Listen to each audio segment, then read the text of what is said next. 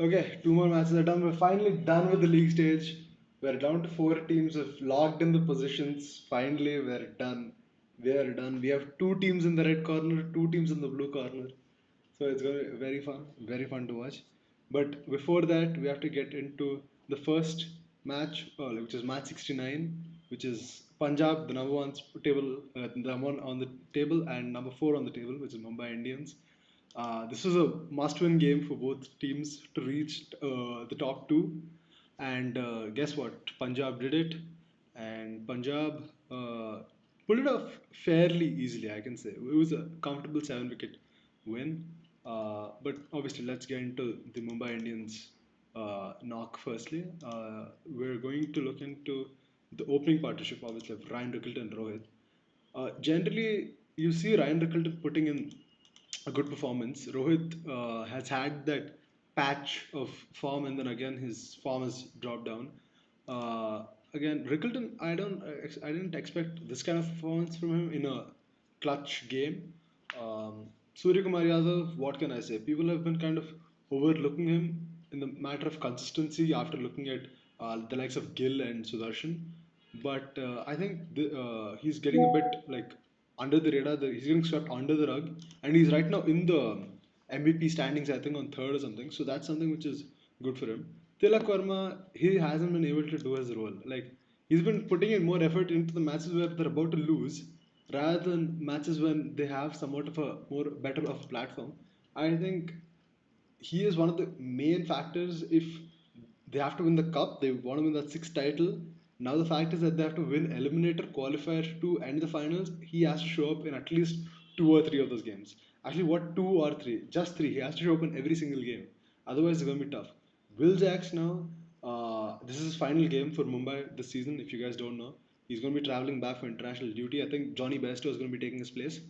I think more than the bat, I think they're going to miss him with the ball because he's been getting that breakthrough every other match, and which is very important for the team. Hardik wasn't able to do much, Namandir as well.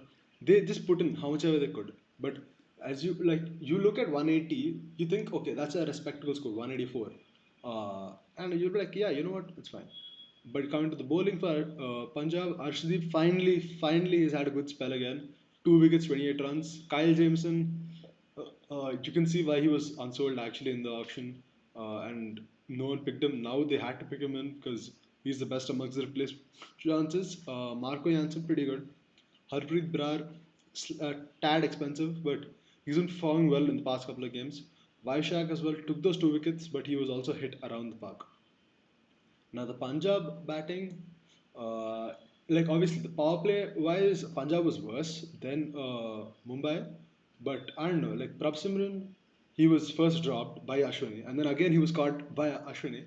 So like he hit. Whenever I've noticed that Prabh and Priyansh Arya, if they either go like all guns blazing or they're always wasting balls. I'm not sure if you noticed that. They always waste balls or they only go blazing. I think you can check, especially with Prabh Simran.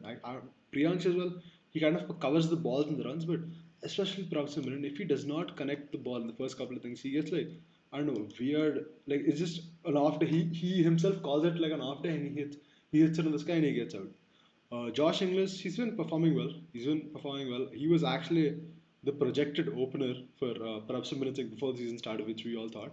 But now he's been playing that one down, two down role, which we've seen him play a bit more in an international side. Shreyas Iyer came in 16 balls. He couldn't do much, obviously, because it was a chase and the game was over.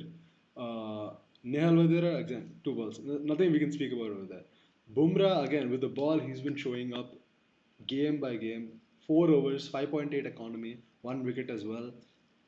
Everyone else was slapped above 10 runs per over, except Deepak Chahar, who was just shy of it. He did not get any wicket, 9.3 economy. Trent is someone who really needs to show up. I have been telling this from so many games. The time when I told this statement, I think in the next game or two, he did really show up. So maybe he does do wonders against Gujarat. But right now, looking at this bowling lineup, is it all like on Bumrah? We never know. Hardik, we never know when he's going to pop off. Santner is someone you can never take lightly. So Deepak Chahar as well. And right now, the Will Jacks is going to be gone. We don't know who's going to replace him. Ashwini Kumar, he really needs to get a bit more economical. Past few games, whenever he's been getting a chance, he has not been performing well. He has not, except that first game which he's performed. Nothing else. I haven't seen much good performances. Even if he has, he's been very, very sloppy with the ball and very bad with the economy. But either way, both these teams have qualified. Punjab has gotten that playoff spot, the qualifier spot secured. It's going to be in Mullanpur, so I'm happy for them. But Mumbai, if you want to win that trophy, you have a long way to go. I think that sixth title might just be on hold, but let's just see. Because we can never rule Mumbai out. They've done the impossible before. What do you think? You look at this match, and I think you should be Punjab should be really proud of themselves for the way they played. I mean, we have seen this partnership between Shreyas Iyer and Ricky Ponting bring some fruit in two franchises now. They've done it together for Delhi. They've gone to playoffs twice when Shreyas Iyer was the captain and Ricky Ponting was the coach. Shreyas Iyer is a captain who's won the IPL just the previous season with KKR and comes with PBKS this season has brought that winning mentality in this team as well. And I think when you have a captain and coach who thinks like that, it rubs off on your teammates and that mentality shows.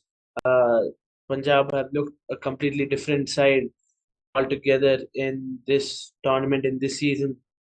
uh, um, yes, to 2014 they made it to the finals. They were table toppers then. They're table toppers now as well. But they shouldn't get too much over their heads. They should. They. I bet they would have enjoyed this win because top two chances in the playoffs doesn't happen every day. And let's get into the batting.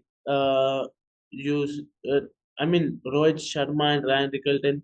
They gave a decent start for the team, and then Rohit Sharma and Suryakumar Yadav also had a partnership, and I think I've been both of us have been mentioning this for I think almost all our videos of how vital Sky is for this MI side. He's been consistently performing, and if I'm not wrong, he's always scored that 20 plus runs for them. It's quite a while since he's gotten out for a sport below 2025, and that shows how consistent he is in this format of the game.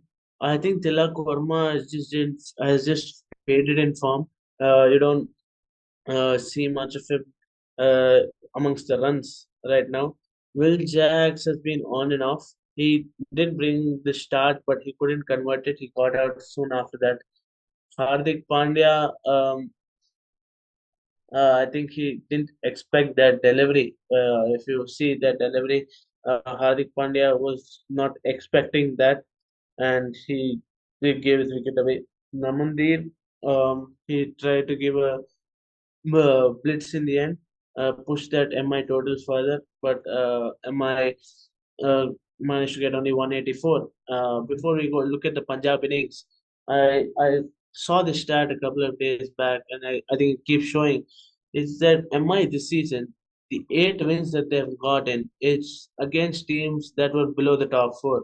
They haven't had a single win against a team that is above them. That is Punjab, Gujarat, and RCP. That's concerning signs for MI because you don't have one win against the top four and you're playing them in the playoffs. Yes, MI in the playoffs is a completely different side. You can't roll them out. But when you're coming to the playoffs with such a record, it doesn't look good. It's a very concerning sign. Um, yes, you have the wins. You've deserved the playoffs, but not having that at least a win against one of these top three sides, it concerns me for this side. Look at Punjab's bowling. Arshdeep Singh, we know how vital he is, how consistent he is for this side. Kyle Jamieson, he's struggled in India. We've seen him in IPL. He's played for RCB. He wasn't didn't have a great season. Then Punjab, he comes in as a replacement. Not a great start. Marco Jansen picked up 2 wickets and was economical as well. So give it to him. Harpreet Brar, yes, went for 9 per over, but he did pick up a wicket. And Vijay Vaishak, he didn't get hit, but he picked up 2 wickets. So you can give it to him. And then look at this Punjab Kings chase. I think that top four has been consistently performing. I've mentioned this again and again in each video of how this Punjab Kings side rely on their top four and how they've been. The top four hasn't disappointed as well.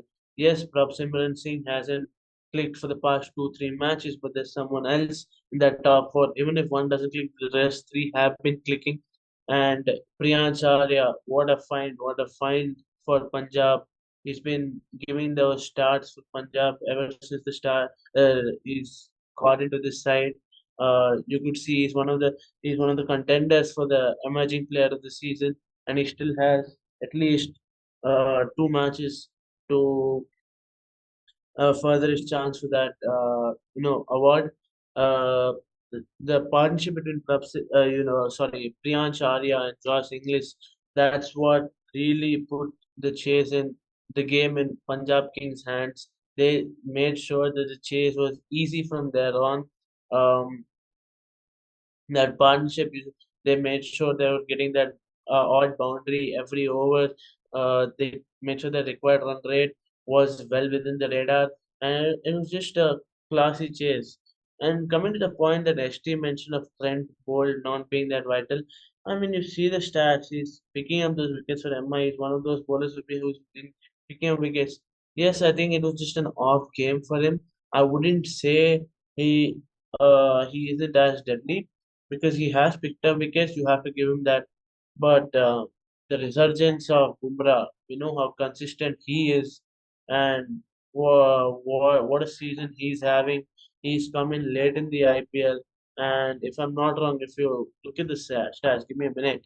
When you open the stats and you look at the stats of your Jasprit Bumrah, he's if I'm not wrong, he's played 10 matches. Yes, he's played 10 matches and he's picked up 17 wickets. There are people in the race for purple cap. The fourth position, Josh is good. Again, he's played only 10 matches. He's picked up 18 wickets. These two have just taken out by a storm. They've barely played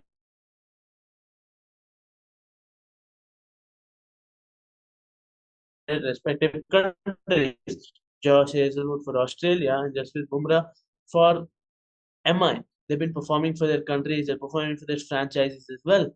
And Bumrah is such a key figure in this MI side, and no amount of praise will suffice to show the importance of Bumrah in this MI side. And if MI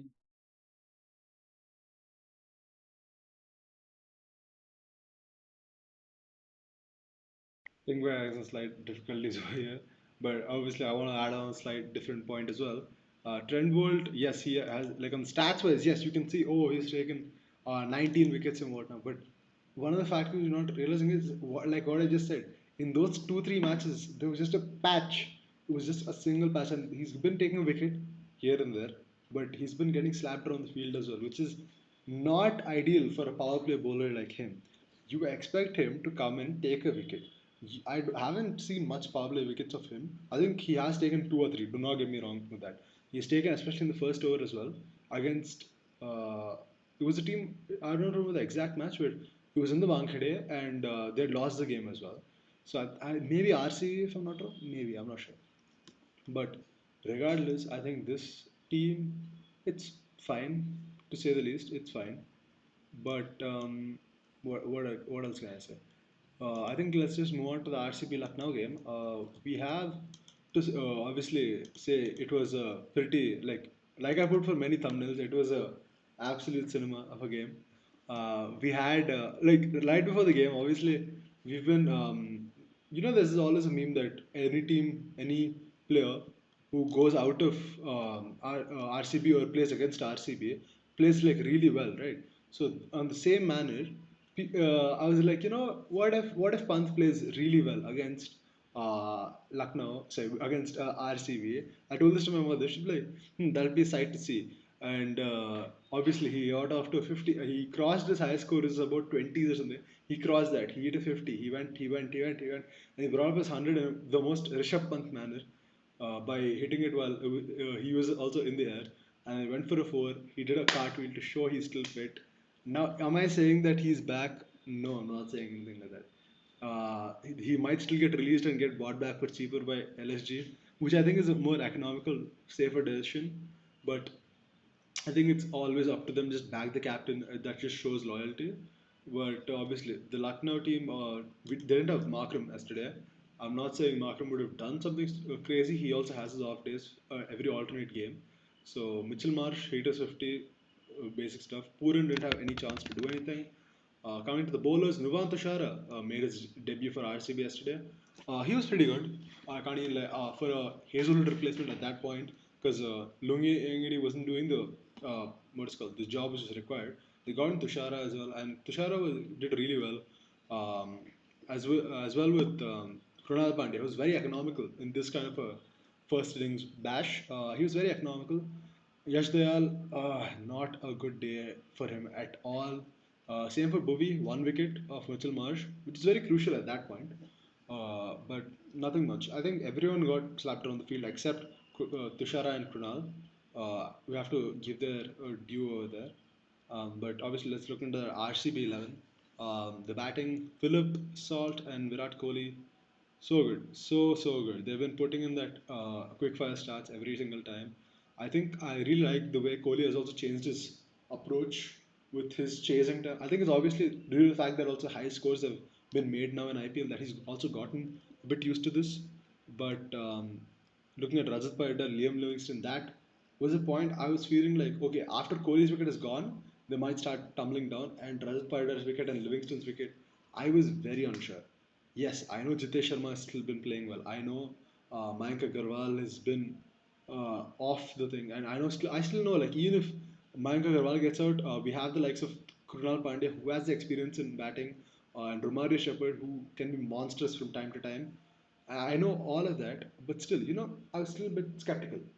But after Mayank was showing, his class, his experience, this is where experience comes up, guys. You cannot expect this kind of a knock from a youngster. And I think Mayank Agarwal showed the calmness, the composure, which was needed for that kind of a chase. And he played very calmly. If you notice, he did not even hit a single six. He played everything on the ground, five fours at a 178 strike rate. This was clean batting from Mayank Agarwal. Now you come to the matter of Jitesh Sharma, captain's knock. He got the team over the line. 85-33 is not a joke, even in the modern day of T20. He had hit on a bizarre strike rate. Digvesh Rathi, there was I don't know if you guys have been on social media that much, but there was a reel that what if, like after in the Lucknow SRH game, in the reverse fixture, after he did the sign off celebration to Abhishek Sharma, what if it was a no ball? Would he have hit another century like how he did against Punjab? So that was the question. Yeah, I was wondering, maybe it's a no ball right now as well, who knows? And crazily, it wasn't a front foot no ball, it was a back foot no ball.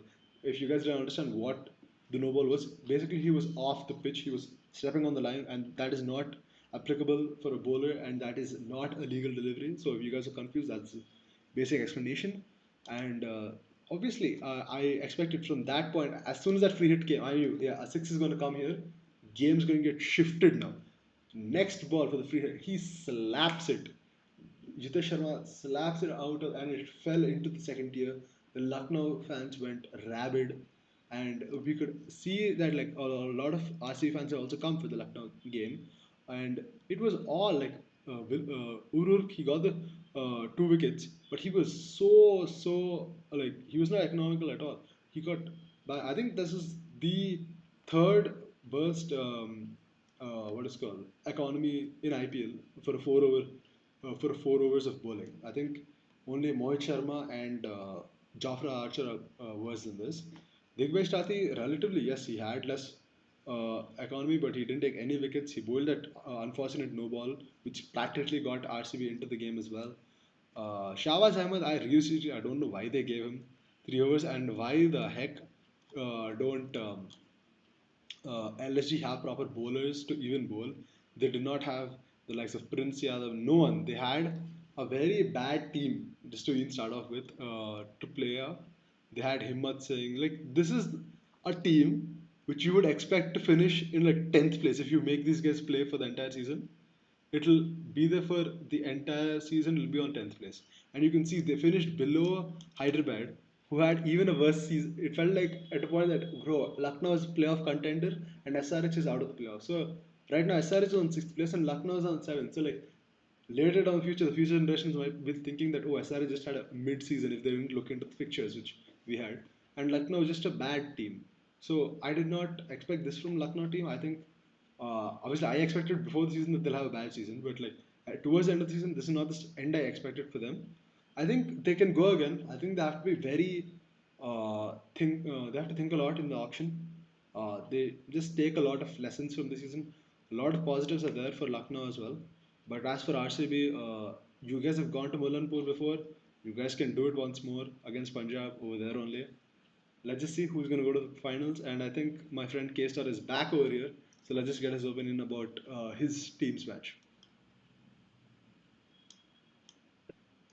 I can't be prouder with this team. I mean, to pull off such a chase by now, I'm a hardcore RCB fan, and I mean, RCB runs in my blood. I am from Karnataka, so shock. But yes, I am from there. RCB, seen all of it, seen the 2016 final as well. Felt that heartbreak. Earlier ones obviously don't remember. Too young to remember. Um, I'm not that old also, guys. So yeah, and you look at this match. When you see first LSG just got off to a blitz of a start. I mean, Mitchell Marsh, yes, was slow. Bresky didn't have a great debut outing. He got out quickly, and the way Mitchell Marsh and Rishabh Pant were going, I had my worries because you would always want that top to finish. This RCB bowling lineup, I mentioned last game as well that we did miss Josh Hazelwood, and a few minutes back I spoke about the importance of Josh Hazelwood, how vital, I mean, how good he has been this season. 10 matches, 18 wickets. It's not a joke. Uh, I mean, was some splendid bowling. It was sad that he got injured, but he's back for the playoffs. We are armored up. Our bowling armor is back. Our main man is back when it comes to bowling. I mean, but I have to give it to Tushara for the debut he had for RCB. Especially when I was watching the match, they was talking about how he did play for MI.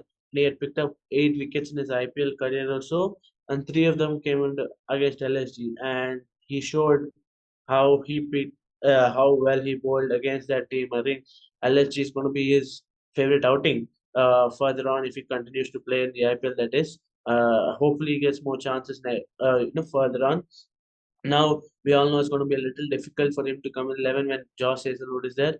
But yes, I mean, all these contributions matter. And when you look at this RCB side, uh, you see each match a different player shows up, and that is the beauty of this side. You look at the squad, each game there's a different player. Yes, Kohli that has been performing consistently with the bat. This Josh Hazelwood has been performing consistently with the ball. But other than them, you see one match, Romano Shepherd, he scored that 50 or 14 balls. And one match with Tim David saved face for us against that Punjab, where he put on that it was a washout game, but somewhat bring it to a good total. Tim David, then Phil Salt has performed in a couple of matches. Other Paldar has come up. We saw Jitesh Sharma yesterday. What a fabulous innings that was from his end. You've seen Devdutt Padikkal, who sadly has gotten injured, and but his replacement, Mayank Agarwal, yes, he didn't get going against SRH, and I remember ST saying in that video that Mayank Agarwal hasn't been in form in IPL for the past 2 seasons, and he's performed this domestic season, and it shows he's continued in this IPL. Yes, he was not praised that much. He was the underdog yesterday. When it comes to this. Match because yes, Kohli's contribution that 50 in the chase is was very vital.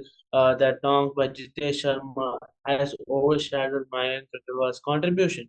You watch Virat Kohli's and Mayank Agarwal's innings. Both were hitting. Mayank Agarwal was at the strike at about 175, and Kohli was somewhere around 180, 190. But both of them didn't hit a single six. Both of them were dealing in boundaries. Kohli hit 10 boundaries, and Mayank Agarwal, if I'm not wrong, has hit 5 boundaries. I mean, that's just brilliant batting. And Rishabh Pant, really happy for him. Yes, it was at a losing cause, but I'm really happy for him. Look at the larger picture. LSG has got knocked out, but he's come in form at the right time, just before the England series. Vice captain, whose responsibility before that to get these runs under his belt, especially a century like that, is just fabulous. And yes, the RCB bowling little concerning at the fag end to see them leak so many runs. But I felt in this pitch where it was a slower pitch, we could have given Krunal Pandya maybe his full quota instead of going with maybe Romario Shepherd. We could have held back a little. I'm not sure, but I was not really convinced with Jitesh Sharma picking his bowlers. I think he was under a lot of pressure, especially when you have two batsmen like Mitchell Marsh and Rishabh Pant hitting the way they were doing. It is understandable. He was a standing captain. But yes, hopefully Rajat Patidar comes back as a captain from the next match. He's fully fit. Even if he doesn't, if Jitesh Sharma is captain, hopefully he doesn't feel that pressure. He's more confident with his decisions. And let's just hope this was just his one-off day when it comes to bowling choices. And if you look at this match as well, you look at both fielding from both the sides. It was really poor fielding. There were misfields from this side, from both the teams. I mean, it was yes, RCB it wasn't much. It was at the start of the innings. After that, it wasn't much. But LSG, when you're defending a total like this, so 228, you wouldn't want so many misfields in your while you're defending a total. That lowers your bowler's confidence because every ball that is bowling, even if it is a good ball, when it's coming straight to the fielder, if it has been misfielded, it goes for a four or what, or one becomes a two, two becomes a three. That's when the bowler starts feeling the pressure. He doesn't know what to do. He's clueless. You've put your team under immense pressure. When your bowler is bowling well, it's the fielder's duties to back up the bowler, put that efforts.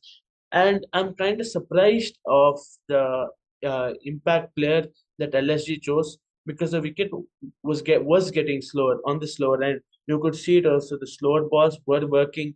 Those were the ones that were picking up the wickets. Instead of bringing in Ravi Bishnoi, they brought in Akash Singh. I was not sure why they did that. But yes, I'm really happy for this RCB side to pull a chase like this. If you In the post-match interview, Mayank Agarwal spoke about how the team after the SRH game said if we're put in a situation like this again, we should be able to take the team across the line, and they did it so courtesy of that fabulous innings by Jitesh Sharma and that masterclass partnership between Mayank Agarwal and Jitesh Sharma. And now we have the qualifier one coming up tomorrow. It's a matter of which lion will roar louder and who will make it to the final. Interesting stat: RCB, whenever they've made it to the top two, this is the third season that they made it top two. The previous two times they made it to the final, that's 2011, 2016. Let's see what happens this time. Hopefully, fingers crossed, that's what happens. But you just need to wait and watch. It's the playoffs time. It's those four matches. It's four exciting, thrilling matches. It's come to the fag end of IPL, but the excitement doesn't die down. It's been a fabulous season.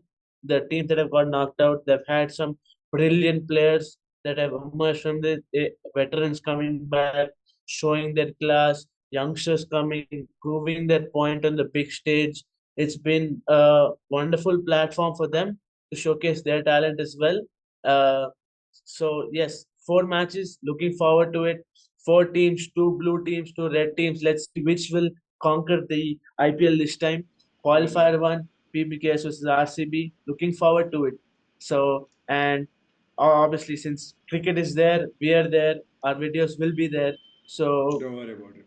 Stay tuned, and like always, don't forget to like, share, and subscribe, guys. See you in the next video. Bye.